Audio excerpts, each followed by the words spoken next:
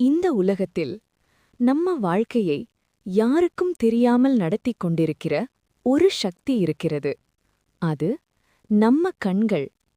இயேசு சொல்கிறார், கண்ணானது சரீரத்தின் விளக்காயிருக்கிறது.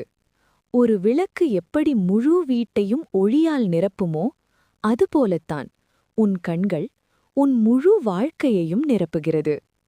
உன் கண் தெளிவாயிருந்தால் உன் உள்ளம் அமைதியடையும், உன் எண்ணங்கள் சுத்தமடையும், உன் பாதைகள் சரியாகும், உன் சரீரம் முழுவதும் வெளிச்சமாயிருக்கும்.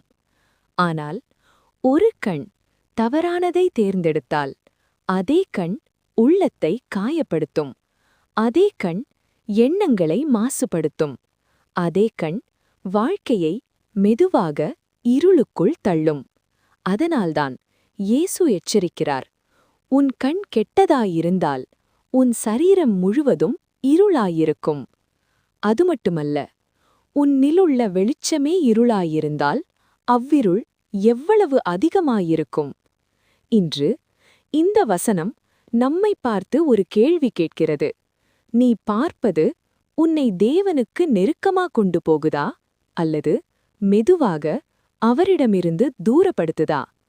உன் கண்களை காப்பாற்று, உன் பார்வையை காப்பாற்று. ஏனெனில் உன் பார்வையே உன் வாழ்க்கையின் திசையை தீர்மானிக்கிறது. இன்றே தீர்மானி. இருளை அல்ல, வெளிச்சத்தை தேர்ந்தெடு.